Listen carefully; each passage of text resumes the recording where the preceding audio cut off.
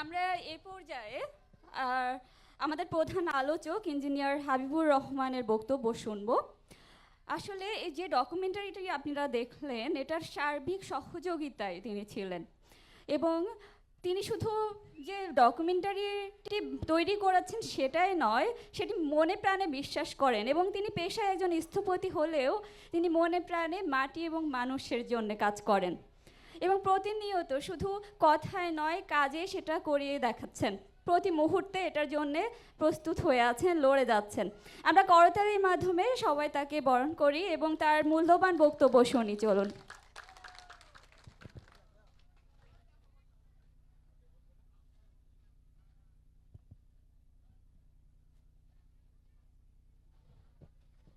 আসসালামু আলাইকুম। আসসালামু আলাইকুম। কেমন আছেন আপনারা? এই রূপগঞ্জ জামদানির জায়গা, তাই না? এই জামদানি শুধুমাত্র এই বাংলাদেশের গণ্ডি নয়, জামদানি আপনাদেরকে পরিচয় করিয়ে দিচ্ছে পুরো পৃথিবীতে, তাই না?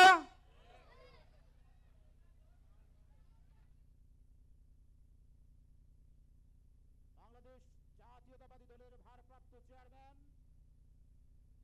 জনাব তারেক রহমানের রাষ্ট্র কাঠামো মেরামতের ৩১ দফার ২৭তম দফা, যা কৃষক ভাইদেরকে নিয়ে, কৃষি উন্নয়ন নিয়ে, সেই ২৭ দফার উপর নির্মিত কৃষি কথার আঞ্চলিক প্রচারণায় এই নারায়ণগঞ্জের রূপগঞ্জে পশিহারা বাড়ি সরকারি প্রাথমিক বিদ্যালয়ে উপস্থিত এই প্রদর্শনীর সম্মানিত সভাপতি, বাংলাদেশ জাতীয়তাবাদী ছাত্র দলের সোনালী ফসল, বাংলাদেশ জাতীয়তাবাদী যুব দলের সাবেক সাধারণ সম্পাদক, বারবার কারা নির্যাতিত নেতা জনাব দুলাল হোসেন, আজকের অনুষ্ঠানের সম্মানিত প্রধান অতিথি ও বিশেষ অতিথি, আমার সেই ভাইয়েরা, আমার সেই বোনেরা, যাদের রক্ত আর ঘামে, যাদের পরিশ্রমের ফলে আপনার আমার প্রতিটি খাদ্যকণা উৎপন্ন হয়, আমার সেই সম্মানিত কৃষক কৃষাণী ভাই ও বোনেরা উপস্থিত, আমার সমাজের, দেশের, জাতির বিবেক, সম্মানিত সাংবাদিক বৃন্দ, এলাকার গণ্যমান্য ব্যক্তিবর্গ, ব্যবসায়ীরা এবং সকল মানুষ উপস্থিত এখানে, আমি আপনাদেরকে আরেকবার বাংলাদেশ জাতীয়তাবাদী দলের পক্ষ থেকে সালাম নিবেদন করছি। আসসালামু আলাইকুম ওয়া রাহমাতুল্লাহ। সম্মানিত উপস্থিতি, আপনারা ডকুমেন্টারিটি দেখেছেন। যে ডকুমেন্টারিটির মধ্যে দেখানো হয়েছে কি করে আমার দেশের কৃষক, আমার দেশের মাটির মানুষ পরিশ্রম করে, ফসল উৎপাদন করে, সবজি উৎপাদন করে, অথচ দিন শেষে আমার সেই কৃষক ভাই, আমার সেই কৃষাণী বোন সেই উৎপাদিত পণ্যের সঠিক মূল্য পান না। আজকে এখানে আমার কিছু বোন, আমার কিছু ভাই অত্যন্ত সুচিন্তিত কথা বলেছেন। আমার ভাইয়েরা বলেছেন, শফিক মিয়া বলেছেন, জিয়াউর রহমান খাল খনন যখন করতে এসেছিলেন তখন উনি শহীদ প্রেসিডেন্ট জিয়াউর রহমানের সাথে খাল খনন করেছিলেন। আমাদের এখানে অনেকজন অনেক কথা বলেছেন। কেউ বলেছেন আমাদের বীজের সমস্যা রয়েছে, কারণ আমরা যে বীজটি পাই সে বীজটি সঠিক বীজ না হয় আমরা সঠিকভাবে চারা উৎপাদন করতে পারি না, ভালো চারা উৎপাদিত হয় না।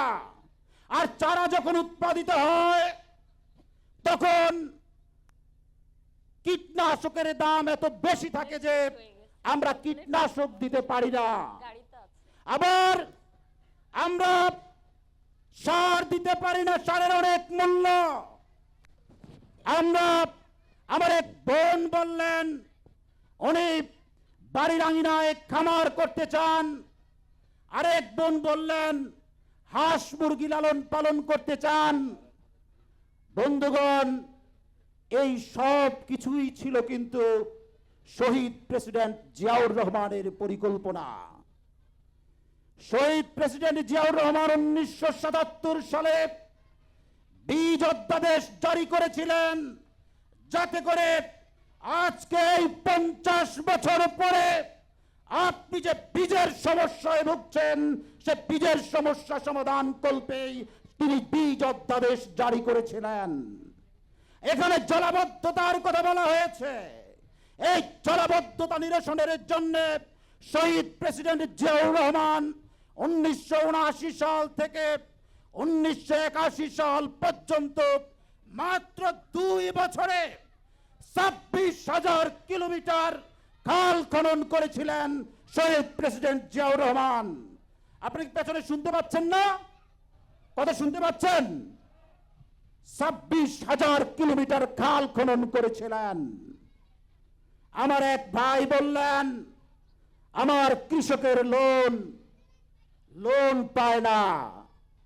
আপনারা জানেন দেশনেত্রী বেগম খালেদা জিয়া 2001 সালে যখন ক্ষমতা এসেছিলেন তখন তিনি এই কৃষি লোনকে সহজলভ্য করেছিলেন, কিন্তু দুর্ভাগ্যবশত গত 15 বছরের 7 মাস পলাতক স্বৈররানী খুনি হাসিনা ও তার দোসররা মিলে আমাদের দেশের সবকিছু ধ্বংস করে দিয়েছে।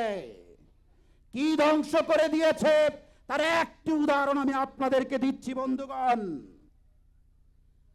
আপনাদের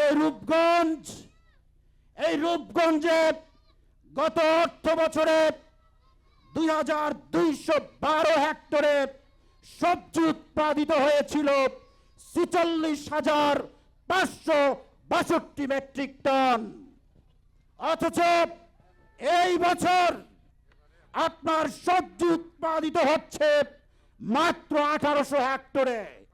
400 হেক্টর জমি কমে গেল কেন? এর কারণ জমিগুলো ভূমিদস্যুরা দখল করেছে।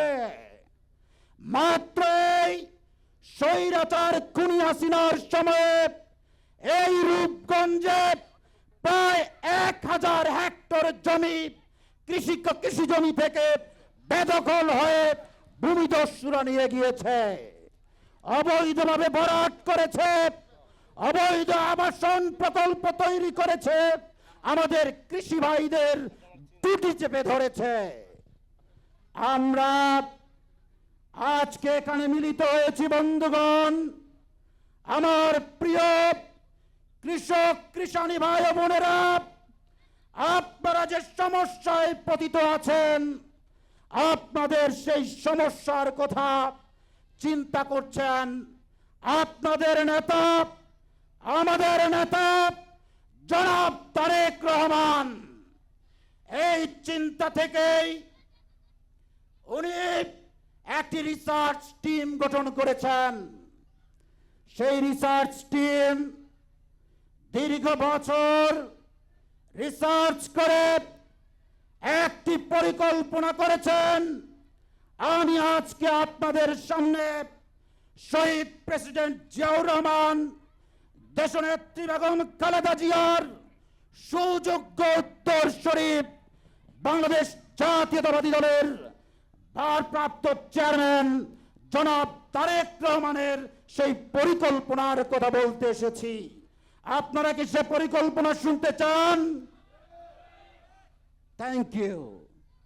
উনি পরিকল্পনা করেছেন আমার দেশের এই কৃষকের সারের সমস্যা কি করে সমাধান করা যায়, কীটনাশকের সমস্যা কি করে সমাধান করা যায়, কি করে আমার কৃষক লোন পেতে পারে, কি করে বাড়ির আঙিনায় আমার মা বোনেরা কৃষি কাজ করতে পারে, কি করে আমার মা বোনেরা খামার তৈরি করতে পারে। উনি পরিকল্পনা করে বের করেছেন আপনাদের জন্য, আমার কৃষক ভাইদের জন্য উনি প্রদান করবেন কৃষি কার্ড। এই কৃষি কার্ডের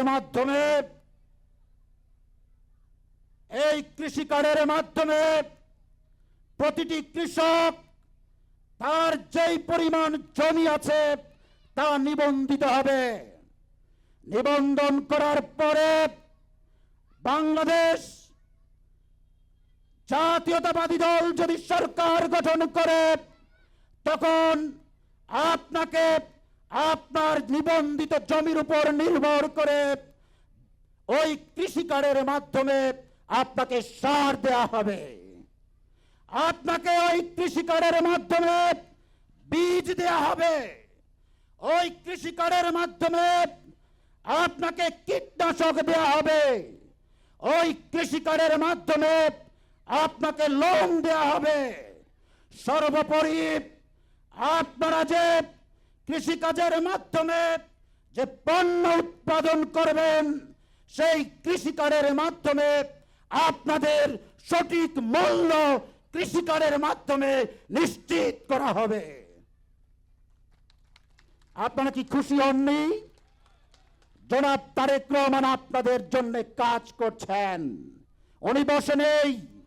যদি তারেক রহমানের এই পরিকল্পনাকে বাস্তবায়ন করতে চান, তাহলে আগামী 2026 সালের ফেব্রুয়ারিতে যে ত্রয়োদশ জাতীয় সংসদ নির্বাচন আসছে, আপনারা এই রূপগঞ্জে যদি জনাব তারেক রহমানের মনোনীত প্রার্থীকে ধানের শীষে ভোট দেন, তাহলে সম্ভব আপনাদের এই স্বপ্নকে বাস্তবায়ন করা।